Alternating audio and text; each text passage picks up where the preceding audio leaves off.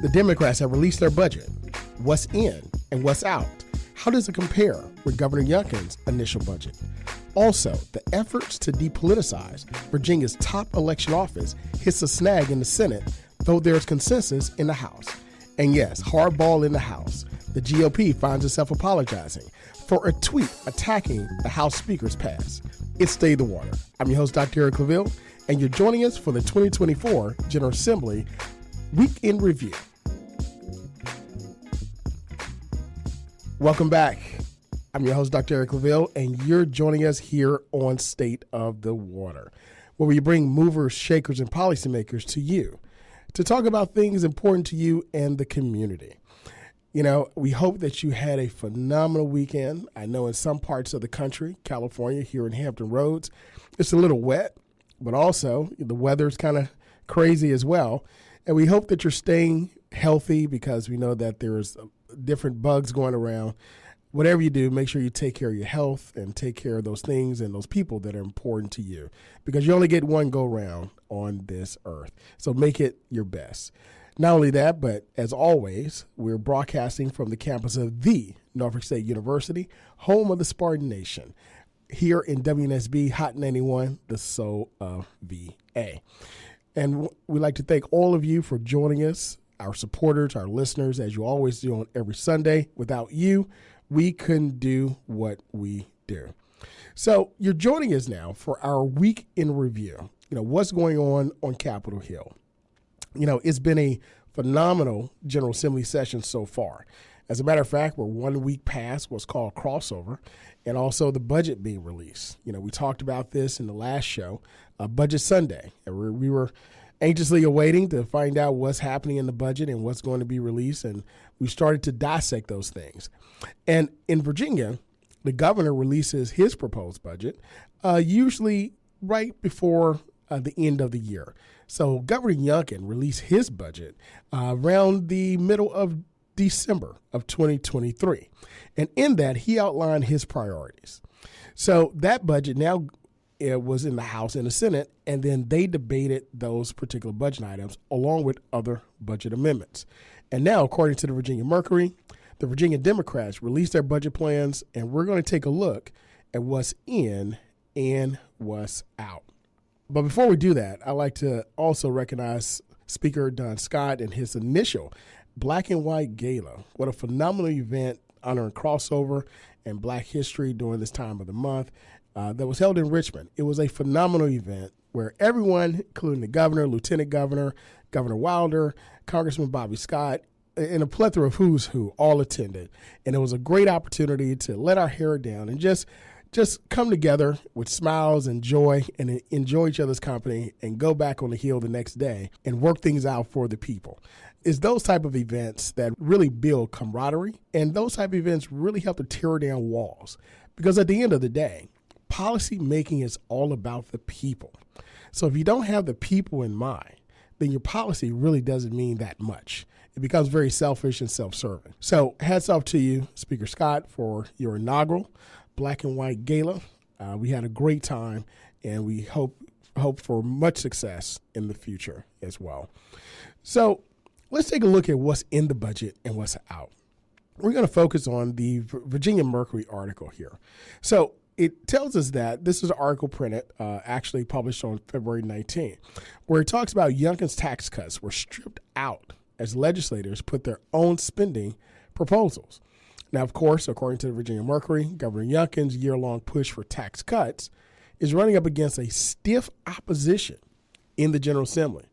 As a matter of fact, his marquee proposal to bring a professional sports arena to Northern Virginia has also gotten a mixed reception, and Democrats are still eager to show that they're doing more to boost funding for states' K-12 schools. Which again is really big. All of these are major issues. You know, we only have so much money. We only have so much in the pot, and we got to spread it around where it's most effective, right? So who gets the most priorities here? So according to Virginia Mercury, there are not many big items the Republican governor and the Democratic legislature are going to agree on this year, which, you know, also has us kind of worried we're headed for a special session. I don't think so. That's me. I think we're going to work it out, but it's possible. But they have to reach a new deal. And keep in mind, it's a 2-year budget, and the process of working out those details hit a new phase on Sunday as Democrats leaders released their budgets to their counterpart to Governor Youngkin's budget. So this is what I call Budget Sunday once again. So now, when we take a look at what's in and what's out, Virginia Mercury, they have taken a look at several items. And I think these are very impactful because these are the areas where there's going to be most contention, right? You know, we talked about cannabis last week and how that may definitely hit a snag when it gets to the governor's desk. So we'll see where that happens. But let's take a look at first the split on the arena and metro funding. Now, according to the Virginia Mercury, the House budget includes language necessary to advance the pending economic development deal that would create a new sports arena in Alexandria. Now, this would be home to 2 major sports teams. 1, the Washington Wizards, and 2, the Washington Capitals. That's the hockey team. So NBA and a hockey team, NHL. With that, we also find where the language would create Virginia Sports and Entertainment Authority. And it's a new public body that would help finance and oversee the arena. Now, the Senate, which didn't pass legislation that would pave the way for the deal, didn't put the arena in the budget. Now, of course, we've probably seen or heard on the radio or television or in social media where the president pro tem of the Senate is at odds with the governor over this arena. As a matter of fact, the reason why it wasn't in the Senate budget because it reflects the anti-arena stance taken by Senator Louise Lucas, Democrat out of Portsmouth, NSU alum, who chairs the Senate Finance and Appropriations Committee. As a matter of fact, she's quoted as saying, "We're not going to let billionaires build their fortunes on the backs of our taxpayers' dollars." So, with that, we know that Senator Lucas really wants relief given to individuals going through the tolls back and forth to Portsmouth. So they're looking for about $100 million in toll relief, right? Now, for those of you that travel back and forth through tolls and back and forth through the Bridgetown Bridge, you know, that relief is welcome. You know, again, you know, tolls going up, gas is going up, you know, everything's going up. So the relief is definitely welcome. But will this come in the way of getting the new sports arena in Northern Virginia? Well, let's take a look at it. So the arena itself, according to Virginia Mercury, envisions the authority issuing $2 billion in bonds to fund the project. Now, those bonds are repaid for future revenues generated by the arena and also the nearby development. Now, the nearby development is one of an entire like sports complex and all-encompassing sports experience. One thing that the owner of the Washington Wizards and Capitals talked about is the fact that the city of D.C., it really lacks the space to have that all-encompassing area for them. So, you know, when you have that or that lack of that space, it really, really hurts your ability to attract a lot of different things, right? So with that, he says that, you know, there's no upfront state investment in a deal, which means its inclusion in the budget doesn't require lawmakers to majorly reallocate funds or raise taxes to pay for it. But again, it's supposed to be paid by future revenues.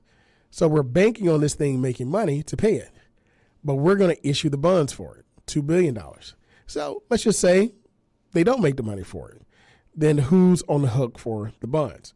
And I think that's what a lot of individuals, especially on the Democratic side, are looking at, saying, you know, and those who are opponents of the arena, saying that this may be a risk for us where we can fund a lot of other things that could reap a lot more benefits, right? So we'll get to healthcare, education in just a moment, but a lot of individuals that are opponents of it say, no, this is a land grab. This is too much for our area. It's not needed. But there are others that are proponents of the arena, says this is exactly what's needed in order to put Virginia on the map as a sports destination for the country.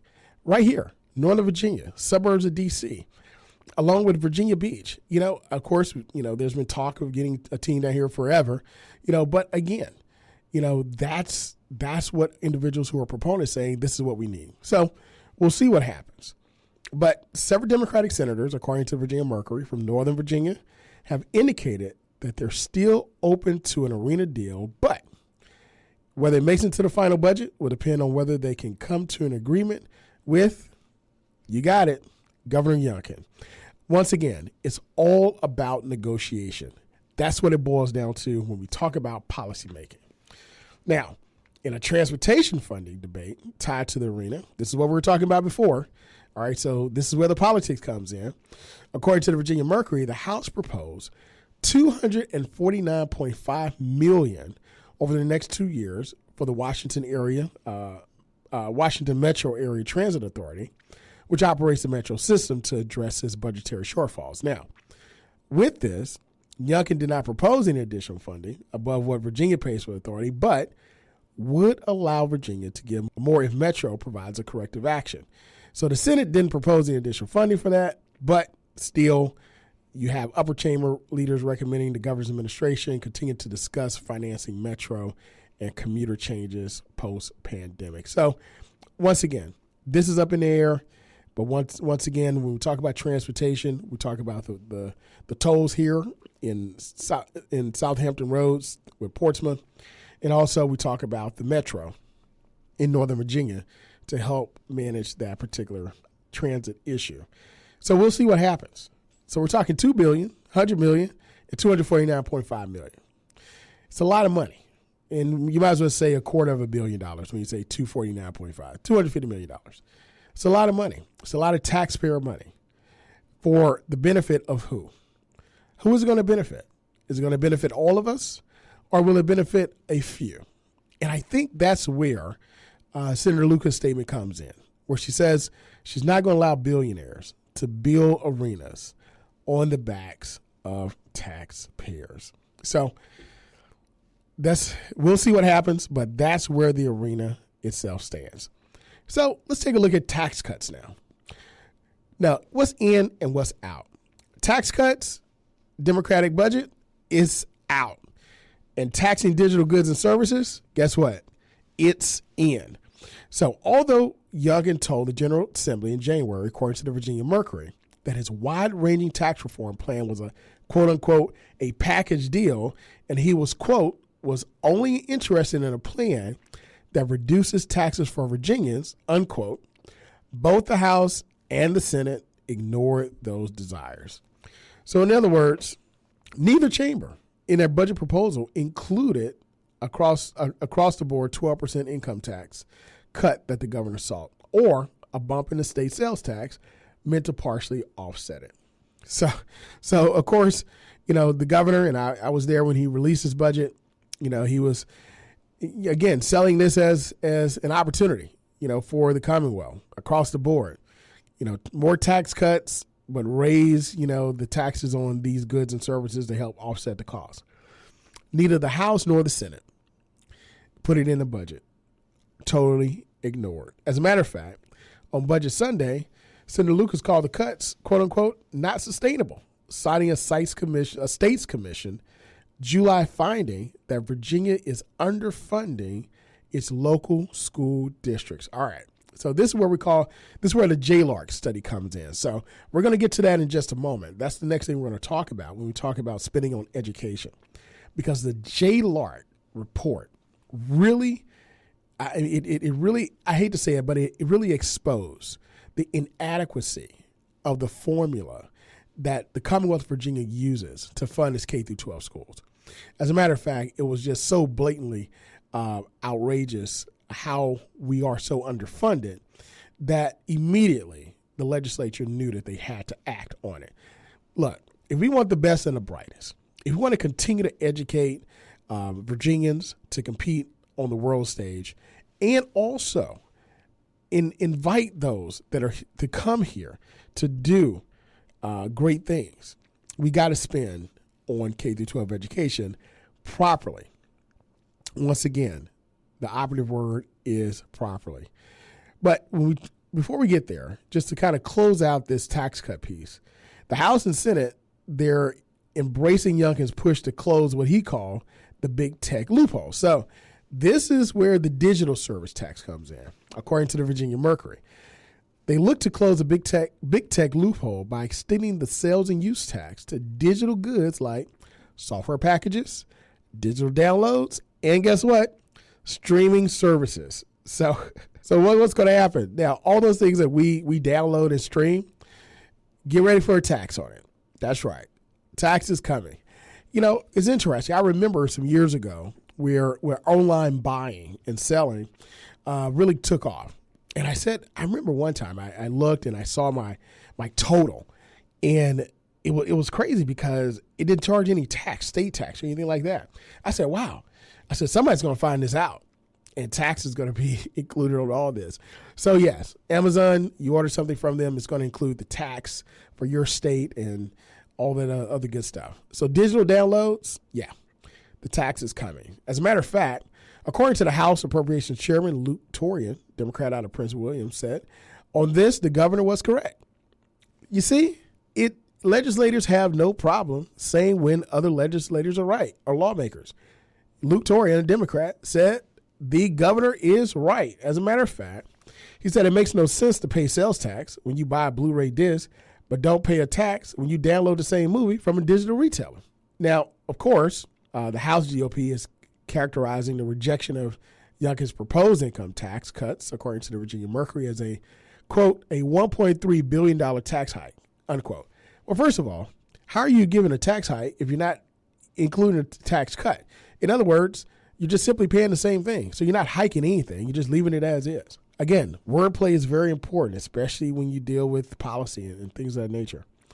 But it says that the governor signaled he wasn't giving up on the idea. And according to the Virginia Mercury, in a Sunday evening statement after the budget Sunday, he said he would be reviewing the plans through the lens that Virginians can't afford another tax increase and, in fact, need additional tax relief. But once again, both houses ignored it across the board. No tax cuts is unsustainable. A commission report supported their assertion to this. So, Governor, we hear you, but at the same time, you got to find some evidence. Where's the report? Where's the commission? Where's the evidence that shows that Virginians need another tax cut and it is sustainable? Or can we continue to maintain what we have now and be a good manager of it like our system is? I'll say that. Our system is a phenomenal system when it comes to managing our budget. Hats off to the Secretary of Finance and everyone in state government because what they're doing is phenomenal, hands down. So hats off to them. But at the same time, once again, a tax cut sounds good, but the question becomes, how do you pay for it? That's the question. That's the question. Now, what is the answer? All right, let's take a look at now big spending on education. But before you do that, I want to remind you that it's State of the Water. I'm your host, Dr. Eric Claville, and you're listening to our 2024 Virginia General Assembly Week in Review. The budget is in, what's in, and what's out. And how would this make a difference here in the Commonwealth of Virginia? Now we're going to take a look at big spending on education. The Virginia Mercury did a phenomenal job outlining several areas that I believe are very important when we take a look at the budget and those areas where I think we're going to have some major issues or conflicts in order to get compromise on it. Now, according to the Virginia Mercury, Democrats' House and Senate proposals greatly increase education spending above the levels envisioned by Youngkin, which they say is needed to fill gaps in state funding to local division. Now, as a matter of fact, this is a quote from Senator Mamie Locke, Democrat out of Hampton, where she makes a statement referring to the Joint Legislative Audit and Review Commission. She says, quote, the recent JLARC review of our funding formula demonstrated the need to modernize and update how we fund public education. Matter of fact, she also said it also has become apparent that we must do more to address teacher salaries to ensure we have a high quality system of education for our students. And with that, we find where both chambers are proposing incremental salary increases for teachers. Of course, I believe our teachers should be paid more. They have one of the most important jobs in our society, if not the most important, and that's educating our future. future leaders. Our teachers need as much support as they can get, as much pay as they can get. Because at the end of the day, they spend more quality time with them, our children do, than a lot of times at home. And it's only because of the nature of how we work, how we travel, and so forth. So let's give them the support. So I'm so glad to see that both chambers are proposing these incremental salary increases for teachers. Where are they at? 3% in the Senate, 3.375 in the House. Listen, I'll take 3.375. Let's go with it. But to bring Virginia's average teacher salary up to the national average, according to Virginia Mercury, we need this increase. As a matter of fact, a House presentation on last Sunday specified the national average will be based on figures from the National Education Association, which is the primary teachers union in the U.S., and school divisions, which provide at least a 2% increase access to state funding.